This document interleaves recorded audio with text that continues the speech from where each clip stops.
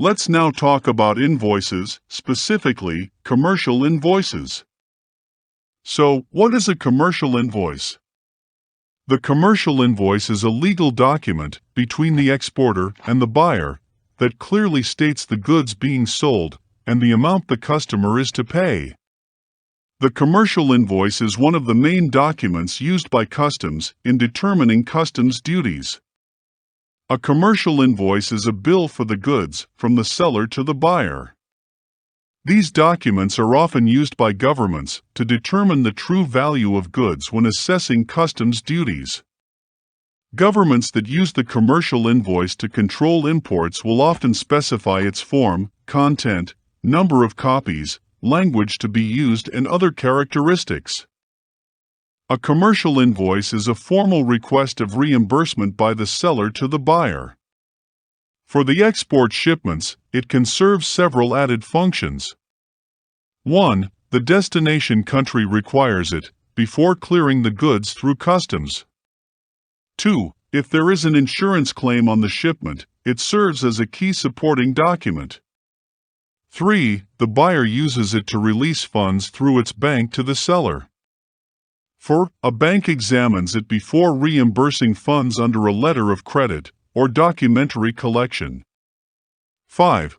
U.S. export regulations require that exporters retain it for 5 years from the date of shipment, and 6. Exporters can use it to support foreign credit risk insurance claims. The Tariff Act requires commercial invoices to contain the following information. 1. The port of entry to which the merchandise is destined. 2. If merchandise is sold or agreed to be sold, the time, place, and names of buyer and seller. If consigned, the time and origin of shipment and names of shipper and receiver. 3. A detailed description of the merchandise, including the name by which each item is known, the grade or quality, and the marks, numbers, and symbols under which it is sold by the seller or manufacturer to the trade in the country of exportation, together with the marks and numbers of the packages in which the merchandise is packed. 4. The quantities in weights and measures. 5. If sold and agreed to be sold, the purchase price of each item, in the currency of the sale. 6. If the merchandise is shipped for consignment, the value of each item in the currency in which the transactions are usually made, or, in the absence of such value, the price in such currency that the manufacturer, seller, shipper, or owner would have received, or was willing to receive, for such merchandise if sold in the ordinary course of trade, and in the usual wholesale quantities in the country of exportation. 7. The kind F currency.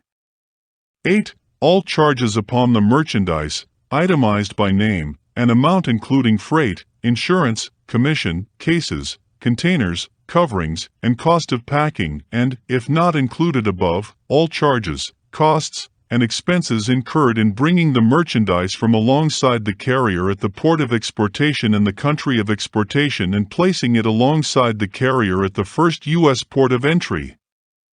The cost of packing, cases, containers, and inland freight to the port of exportation need not be itemized by amount, if included in the invoice price, and so identified. Where the required information does not appear on the invoice as originally prepared, it shall be shown on an attachment to the invoice. 9. All rebates, drawbacks, and bounties, separately itemized, allowed upon the exportation of the merchandise.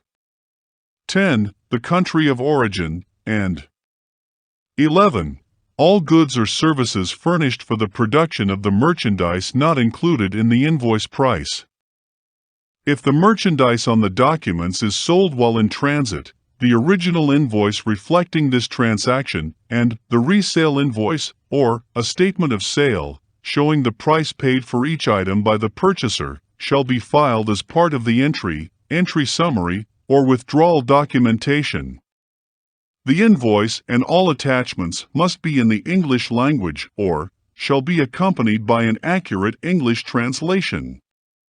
Each invoice shall state in adequate detail what merchandise is contained in each individual package. If the invoice or entry does not disclose the weight, gauge, or measure of the merchandise necessary to ascertain duties, the importer of record shall pay expenses incurred to obtain this information prior to the release of the merchandise from customs custody. Each invoice shall set forth in detail, for each class or kind of merchandise, every discount from the list or other base price, which has been or may be allowed in fixing each purchase price or value.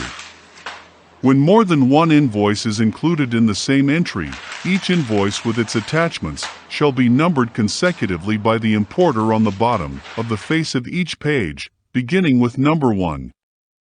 If an invoice is more than 2 pages, begin with number 1 for the first page of the first invoice and continue in a single series of numbers through all the invoices and attachments included in one entry.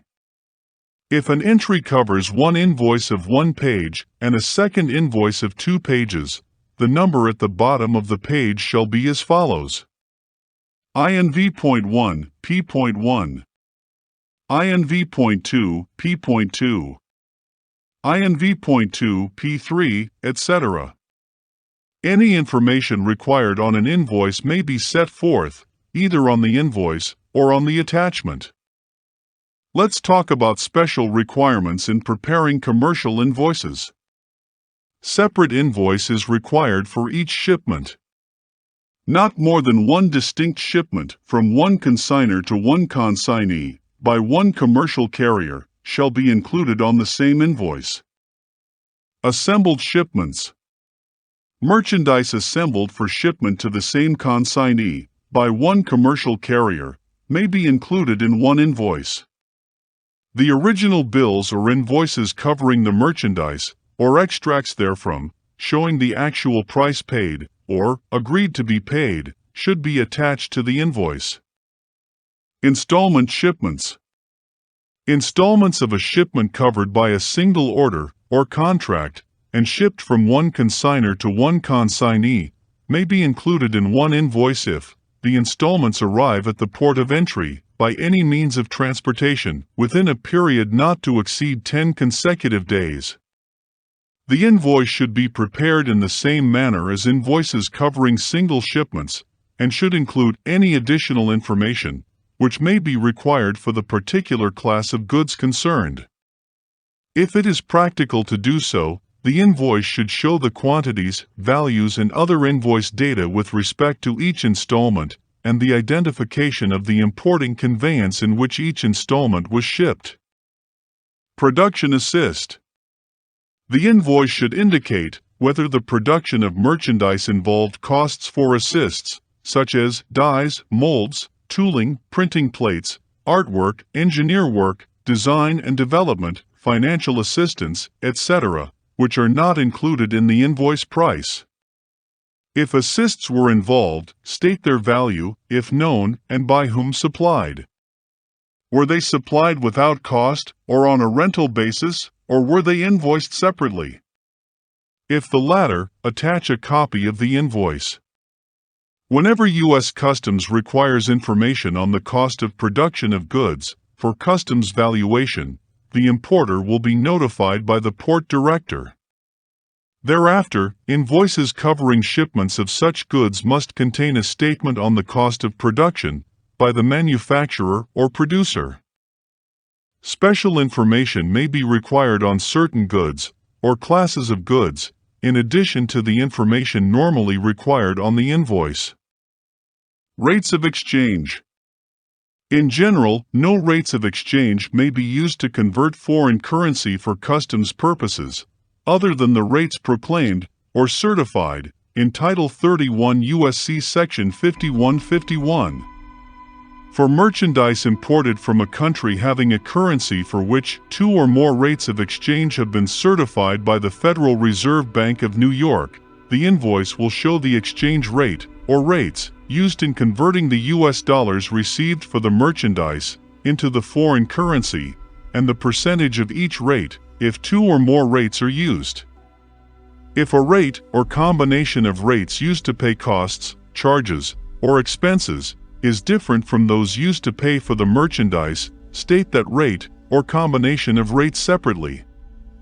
Where dollars have not been converted at the time the invoice is prepared, state that fact on the invoice, in which case, the invoice shall also state the rate, or combination of rates, at which the dollar will be converted, or that it is not known what rate or rates will be used. Rates of exchange are not required for merchandise unconditionally free of duty, or subject only to a specific rate of duty not depending on value. Let's talk about other invoices that may involve. One of such invoices is the pro forma invoice. So, what is a pro forma invoice? A pro forma invoice is preliminary bill of sale sent to buyers in advance of a shipment or delivery of goods. The invoice will typically describe the purchased items and other important information, such as the shipping weight and transport charges.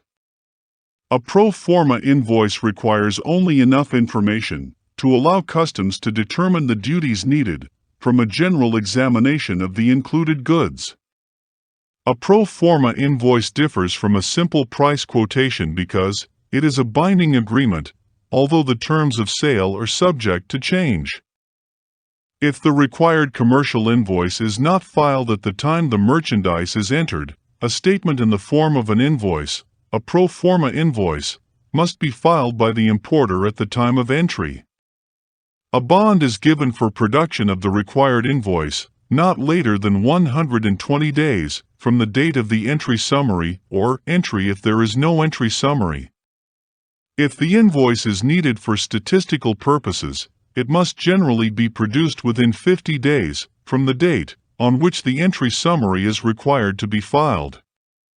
The exporter should bear in mind that, unless he or she forwards the required invoice in time, the American importer will incur a liability under his bond for failure to file the invoice with the Port Director of Customs before the 120-day period expires. Although a pro forma invoice is not prepared by the exporter, it is of interest to exporters, as it gives a general idea of the kind of information needed for entry purposes.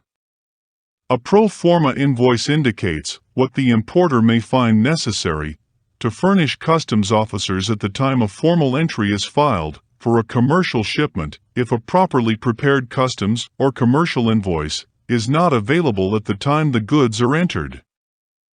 Now, let's talk about the frequent errors in invoicing.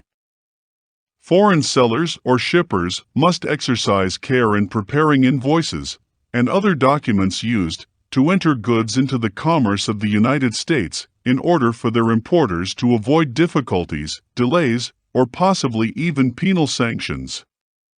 Each document must contain all information required by law or regulations, and every statement of fact contained in the documents must be true and accurate.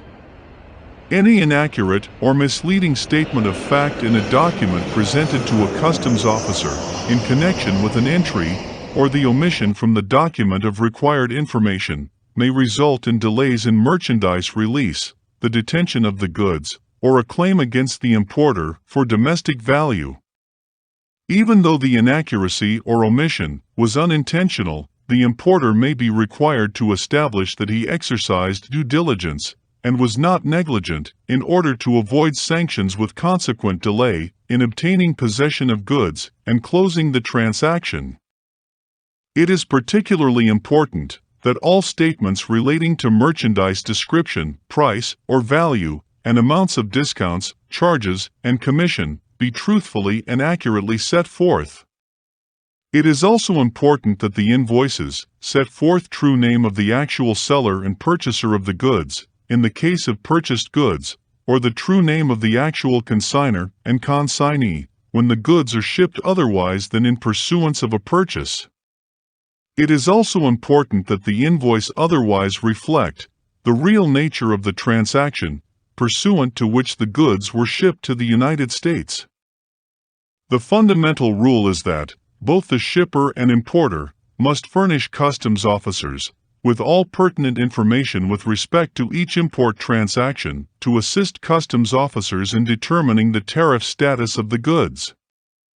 Examples of omission and inaccuracies to be avoided are 1. Shipper assumes that a commission, royalty, or other charge against the goods is a non-dutiable item and omits it from the invoice. 2. A foreign shipper who purchases goods and sells them to a United States importer at a delivered price shows on the invoice the cost of the goods to him instead of the delivered price. 3. A foreign shipper manufactures goods partly with the use of materials supplied by the United States importer, but invoices the goods at the actual cost to the manufacturer without including the value of the materials supplied by the importer. 4. The foreign manufacturer ships replacement goods to his customer in the United States and invoices the goods at the net price without showing the full price, less the allowance for defective goods previously shipped and returned. 5. A foreign shipper who sells goods at list price, less a discount, invoices them at the net price and fails to show the discount. 6. A foreign shipper sells goods at a delivered price, but invoices them at a price FOB the place of shipment and omits the subsequent charges. 7. A foreign shipper indicates in the invoice that the importer is the purchaser, whereas he is in fact either an agent who is receiving a commission for selling the goods, or a party who will receive part of the proceeds of the sale of the goods sold for the joint account of the shipper and consignee. 8. Invoice descriptions are vague, listing only part of numbers, truncated or coded descriptions, or lumping various articles together as one several distinct item, are included.